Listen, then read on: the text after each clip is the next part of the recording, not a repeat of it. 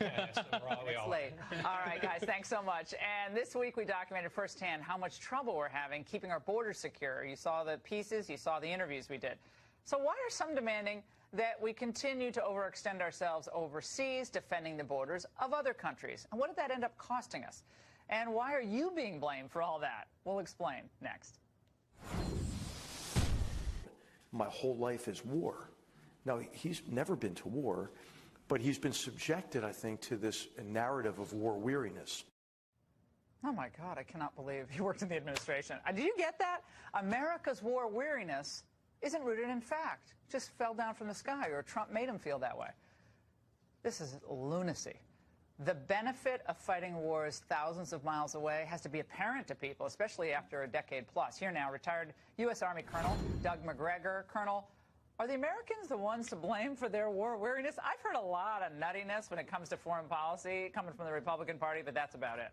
Well, I think McMaster expresses an opinion that's widely held in neocon circles here in Washington and inside the Pentagon, and that is that the war is an end in itself. Border, we're over there in these other countries. And Laura, in the meantime, 94% of the heroin that comes into the United States comes from Mexico. The 6 cartels in Mexico are shipping the opioids into the country that last year killed at least 70,000 Americans. And we're hearing General McKenzie and CENTCOM talk about allegedly the Iranians have killed 600 Americans over the last several years, and this is the justification for threatening Iran. They want to go to war with Iran, don't they? What? Yeah, probably. Medical priest tries to rehab Farrakhan. A panel of Democrats fight over 2020, and one dad you want to avoid in the field. Joining us now with all the details, Raymond Arroyo, Fox News contributor, of course, Will Wilder, author. Raymond, I thought after Farrakhan was banned from Facebook that, I don't know, his days in the spotlight might be coming to an end, but now a Catholic priest is trying to resurrect him. Laura, it's simply unbelievable. Chicago priest Father Michael Flager, a leftist activist, which we'll get into in a moment. Yeah, he invited the controversial Nation of Islam leader to speak at his Chicago parish yesterday. The reason, he wants Farrakhan back on Facebook. Watch. Minister Farrakhan has been a bold voice against injustice done against black people in this country. His voice deserves and needs to be heard. To underscore the point, Flager broadcast Louis Farrakhan's visit from his parish on Facebook, flouting their ban, even though Farrakhan was banned from the social media site, in part because of his allegedly anti-Semitic speech. To the white people who think I'm a hater, you don't know me. Somebody made you hate me. This is just the beginning. Banning me from a social platform, I use that platform with respect. And I'm here to separate the good Jews from the satanic Jews. Laura, this man, he's out of his mind. And for Flager to think that this is appropriate or in any way social justice to bring a man like this spouting hatred and anti-Semitism to a Catholic church, frankly, it's amazing to me that the Chicago Archdiocese hasn't intervened here, Laura. Outrageous. Flager has been doing this nonsense, this type of stuff, Raymond, for years, and yet the Vatican looks the other way. There's no comment. Flager has been a nightmare, frankly, for a lot of Catholics in the Chicago area and frankly, across the country for a long, long time. We should have brought Flager on our Facebook panel that we had a few minutes ago. Well, maybe next time. Laura, here's the thing. At one point, Flager said America is the greatest sin. It's the greatest sin against God. And he called for a gun owner who owned a shop. He asked people to snuff out the owner of the gun shop. I mean, now the president of the Illinois Holocaust Museum, Fritzi Fritzl, herself a survivor of the Holocaust, said today, quote, I don't understand Father Flager because I've always thought he was one for peace. What he's doing today and what he's doing with Farrakhan is giving him a platform for hatred. Hatred he has spoken for many, many years. Laura, this is just the beginning of this, and hopefully it's not the last we hear of people speaking out against this kind of hatred, but Flager should be ashamed of himself. All right, tell us about this CNN panel. What happened there? Well, speaking of unexpected reactions, CNN gathered a panel of Democrats in Pennsylvania to try to get a pulse on how Democrats are feeling going into 2020. Then came the ultimate question. How many of you feel confident today that a Democrat will win in 2020?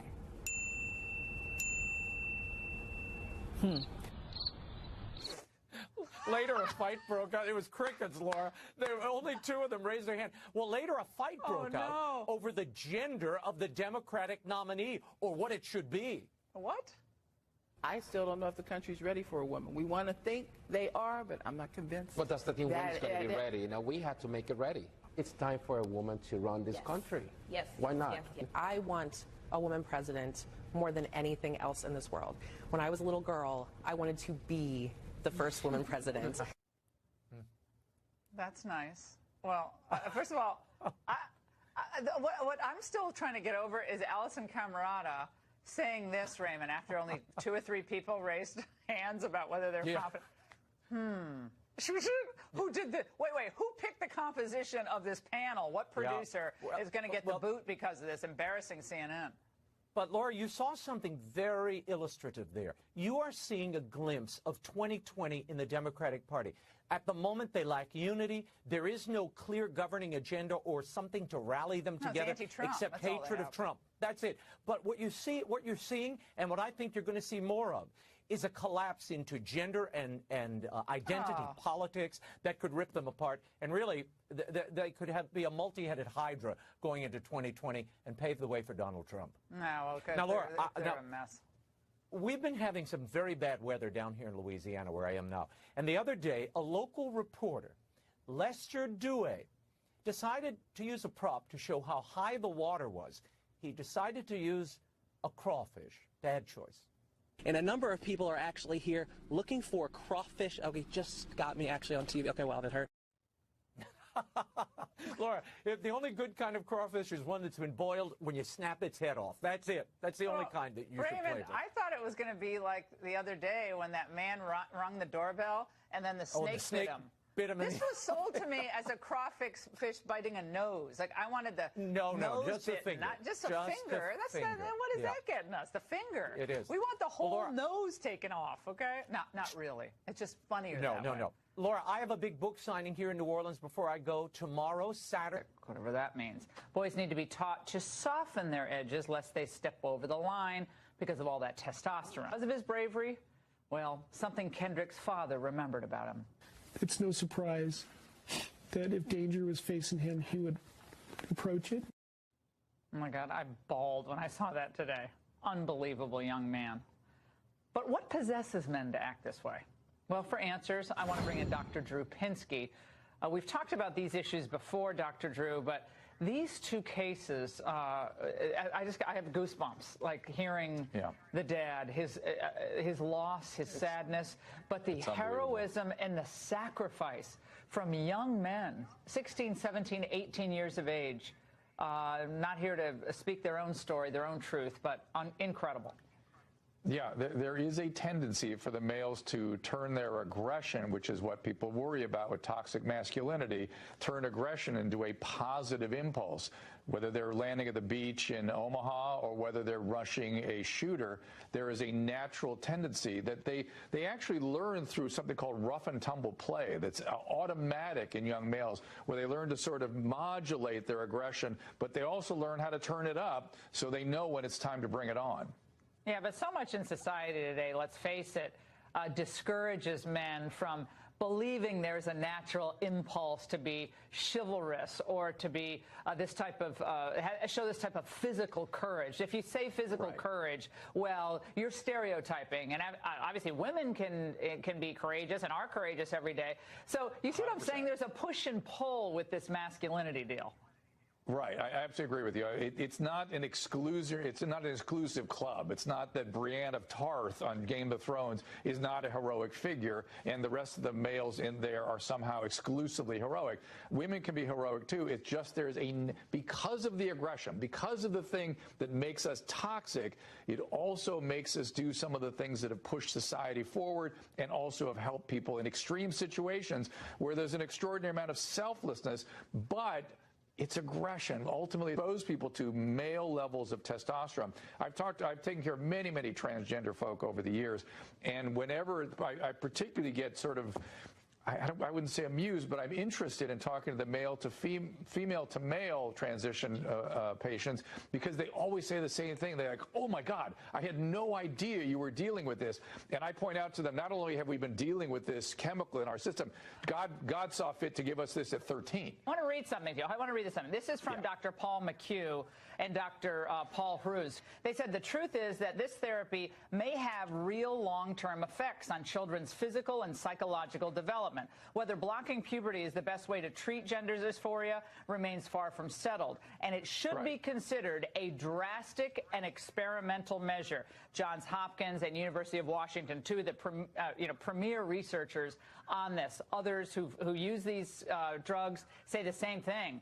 Hey, we don't have peer-reviewed studies on this, yet parents are giving kids these drugs before the age of 18, before they can give real consent even. We don't have the research. You've said it. You've said it. That's clear. That is true. And so for me to say something conclusive about aggression and violence, I can't do it. But testosterone is the drug of aggression, and so there is a certain amount of that. Laura, I want to tell you one quick thing that bothers me, though, is that we've gotten to a position in this country where we privilege psychiatric symptoms over the well-being of the individual and the community. So if this kid was having a lot of symptomatology, no one was allowed to do anything if the kid didn't want anything done unless the parents demanded it. With the 18-year-old, you can't do anything. There's privilege in the law for psychiatric symptoms. That's why we have homeless, and that's why we're getting some of these horrible, violent acting out episodes. Dr. Drew Pinsky, always great to see you on a Friday night, any night. Dr. Drew, you take hymns. Now, you might remember that he was caught harassing the pro-life teens outside a Planned Parenthood clinic in Philadelphia earlier this week, also the elderly woman. Well, today, in response, and I love this, hundreds of pro-lifers hit back in a show of force and that was his version of an apology. Was that okay by you? No. At no point did he make an actual apology. I believe in that video he is really only referencing his interaction with the other woman. He never made any reference to his encounter with my daughters and their friend. He certainly doesn't address the fact that he approached them aggressively, verbally harassing them, threatening, and takes no accountability for his actions. He literally never says, "I'm sorry." So that's not an apology. Well, imagine if the shoe were on the other foot here. Imagine if this was some conservative legislator shaming or trying to shame girls at a pro-choice rally and had tried to intimidate them and verbally harass them as he was doing, and then offered that kind of apology. The left would be laughing him right off, and they would be demanding his resignation. Are you demanding that he resign? He step aside? I think Mr. Sims has made it clear that he is an elected official who does not understand the fundamental rights that American citizens hold under the First Amendment, the right for free expression of religion and freedom of speech. As elected officials, it's their responsibility to protect those rights. He chose instead to infringe and attack our rights. I think that leaves him unworthy to hold the office in which he sits. Well, the left claims to be so tolerant, don't they? They're so tolerant except when someone disagrees with them and is persuasive in his or her disagreement. And today, I have to ask you, how did it feel to be... Trump extends White House invite to World Series champs, the Boston Red Sox. Act 2, some members of the team reject the invite. And Act 3, leftists claim Trump is a racist as a result of some not coming. Point in case, MSNBC contributor Ron Klain. I bet he was happy today that he was able to say that the white players were here and the players of color weren't. That's the kind of division he fosters deliberately. Well, we should have called him the antagonist. Klain isn't just some liberal hack. He was White House aide to both President Barack Obama and Bill Clinton. Well, that's all the time we have tonight. We had an amazing week of shows at the border. Great work from the... Oh, what the heck are we going to talk about? Well, I'm telling you why we're not doing it. Because to a lot of you, It's a lot of white noise. None of that really matters to you, to some extent. So Fridays, we're going to be talking about a lot of culture, political stuff, but things that get lost in the shuffle, especially when we had as much news as we had this week. And we're going to answer questions such as this. What does the debate over Facebook's future really mean for free speech? A huge issue. And if we can't patrol our own borders, can't control them, why should we be defending the borders of countries thousands of miles away? Interesting question. We're going to examine the backlash to all these boycotts out there, specifically how Chick-fil-A's emergence as the fastest growing fast food restaurant in the country, how that can teach a lesson to those who want to punish Christian conservatives in this country. Do you know it's the third biggest fast food chain in America today? And Raymond Arroyo is here. Friday Follies. Why is a radical priest trying to rehab Farrakhan? Well, of course, for all the wrong reasons. All that and more coming up with Raymond. But in a much ballyhooed New York Times op-ed, former Facebook co-founder Chris Hughes called for the breakup of the company he built with his buddy Mark Zuckerberg during their Harvard days. Now, his piece got him booked far and wide across the media landscape. This is a monopoly. A market is frozen. There is no competition. And there's no accountability. The time is up. There have been too many scandals. There have been too many problems. It's up to government to come in, break up the company, and set this baseline of standards. Okay, who is Chris Hughes? He was the Harvard classmate of Zuckerberg, where, of course, they founded the social media giant Facebook. Now, he left the company over a decade ago with a small, very lucrative stake valued at roughly $850 million. That's about 1% of the company. Well, after he cashed out, though, Hughes volunteered for Barack Obama's 2008 presidential campaign.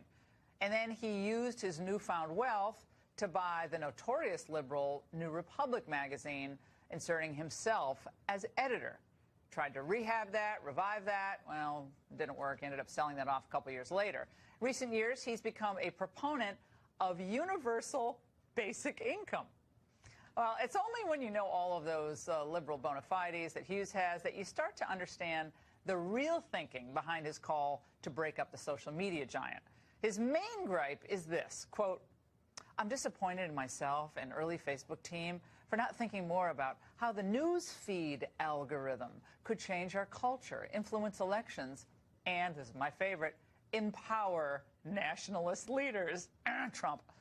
Well, there it is. My guess is that if Hughes thought Facebook was amplifying the right voices, meaning the left voices, then there wouldn't be the need for this correction. Now, look, there are plenty of issues with Facebook. Privacy, monopoly of power, et cetera, all of which we've documented on this show. But to suggest that the movements around the globe and Europe and beyond, things like Brexit, the rise of Trump's economic policies, they're only popular because of Facebook is just ludicrous, completely missing the point. And at bottom, I think this is typical leftist snobbery. We don't like your ideas, so they can't be organic. It's kind of like the way they treated the Tea Party back in 2010. They called it all AstroTurf. It didn't matter. Well, the same thing happened with Trump's election. Disillusioned elites were so shocked that they had to create another reason for their loss. And in the end, well, the breakup of Facebook, might even be a good idea, but the reasons they're putting forth aren't that convincing. So with the emergence of these social media companies as the main vehicle for disseminating free thought, to break them up on these grounds could actually have a chilling effect on speech that some of the former leaders or even current leaders of Facebook don't like. Joining me now for this very big topic, Molly Hemingway, senior editor at The Federalist, a Fox News contributor, and Raheem Kassam, who's the global editor-in-chief of the brand new, relaunched Human Events. Raheem, it's great to see you both. Why does the left always want to silence the views of those who disagree with their worldview? Well, I think these guys in particular are a different kind of left. They're a liberal left. They're a left that hasn't necessarily gone through academic rigors as some of our good counterparts on the left have. So they actually don't have arguments behind what they believe in. And when you are operating in a vacuum of arguments, the best way to defeat your opponent is to silence them rather than take them on. And I think that's what's happening in Silicon Valley at the moment. I think this is a very important op-ed, a very long one, by the way. 6,000 words. 6,000 words. God. Even for somebody like me who reads copy all day, every day, that was a bit too long. But it's important because he is a leftist. And it's important because he is somebody who was there at the founding. It's all well and good me going on television and going, oh, Facebook bans me. Well, he's pals with Zuckerberg. Hasn't seen him in a couple of years, Exactly. but is at this house, kissed his kid. I mean, they're friends, but I don't know how friendly. We should just take it very, very seriously, I think. Yeah, not so. And Dustin Moskovitz, the other co-founder of Facebook, tweeted out, I guess in response to seeing Chris's op-ed, said this: if the goal is to improve democracy, we should break up Fox and Sinclair first. He deleted that real quick, but of course. I can imagine he deleting tweets doesn't really work. But it gets at this underlying issue, which is that online, which is the primary means by which we discuss politics and have political engagement, there are these efforts to shut down conservative speech, and they are serious issues that need to be dealt with. Doesn't mean that using government power is the way to do it, but even the way that they're talking about it as if the opposite were true, as if online space is such a friendly place for any right-of-center perspective, is completely at odds with what we have seen from a lot of these tech giants that deplatform conservatives, that limit what people can say, and that's a big problem. That, I mean, we are going to see some people pushing for regulation, and I think there need to be some smart answers. It's a very tricky thing because there's an impulse in me, in part, that these things are so big and so a billion people on the platforms. WhatsApp, I know, Molly, you're on WhatsApp all day. Snapchat, and of course Facebook, all combined. They bought both companies a couple years back. That's a huge, huge imprint. On the other hand, for the government to step in and say, we're going to cut this, it's not clear that that's going to bring about more free speech. I don't understand how that necessarily will bring about more free speech because, and I want to play something. This is not from a conservative, by the way. This is CNBC professor spoke out, I think, yesterday when this whole controversy emerged from this op-ed. Let's watch. Breaking up Facebook by itself isn't really going to solve some of the core issues that Facebook has faced criticism for. The fact that social media platforms have led to political polarization, the fact that users have very limited, if not any, privacy rights. None of these things are going to be addressed by the breaking up of Facebook. It's sort of rooted in 20th century economics. Yeah, trust busting. So break up. His point is, it's led to the polarization. No, polarization, Molly, you've written about this, has been created because globalization ran over the middle class in Europe and France and Britain and Italy and Sweden even, with the mass migration of Muslims. So globalization, open borders, has hurt a lot of people. It has nothing to do with Facebook. Well, I don't know entirely, though. I mean, I think that there are issues with Facebook, and there are problems, that there is, I'm not a fan of laws about monopolies, but we do have these laws, and there are a lot of privileges that have been accorded to some of these tech giants on the premise that they are these open platform areas where anybody can speak, but they're not actually behaving that way, and I think that that is something that can be looked into. Should they receive these privileges of sort of government help when they are, and they are in some cases a monopolistic type enterprise? Now, I don't have a huge problem with that, but there are laws governing these things, and I think that they need to behave in such a way as to not take advantage of the government privilege. Conservatives are always like, oh, we can't do antitrust, that's a liberal thing. Not sure. Margaret Thatcher loved small business. She was very distrustful of these large multinational corporations, and this is among the biggest of the big. Molly's right; they can squash you. Poor old David Horowitz keeps getting banned from various platforms. And he's like, "What did I do lately?" So it always happens to go the conservative way. Yeah, I actually disagree with a lot of the conservative voices out there that are pushing back against the idea of regulation somehow. Number one, regulation doesn't have to be an active government thing. They can just stop undergirding what keeps some of these companies up, like the Section 230 of the Communications Decency Act. Get rid of that, and then you'll see more competition. I actually agree with Chris Hughes in his article as well. If you do break up Facebook, I think it allows for competitors to move into the space a little bit easier. Only a little bit easier, but it's still a little bit easier. And I think the other thing we need to recognize when it comes to the platform access issue is that we are now talking about this in civil rights terms, because the public square is actually no different from the digital public square. And anybody who thinks that is going to go apart rather than more together, they're living in cloud cuckoo land. Oh, by the way, I added to their empire incorrectly. Facebook does not own Snapchat. They own Instagram. Massive, massive panel. Thank you. Thank you. I think we're gonna see some movement on this. It'll be coming up in the campaign. Elizabeth Warren, Dick Blumenthal, all speaking about this issue. Also, backlash as Chick-fil-A is now the third biggest U.S.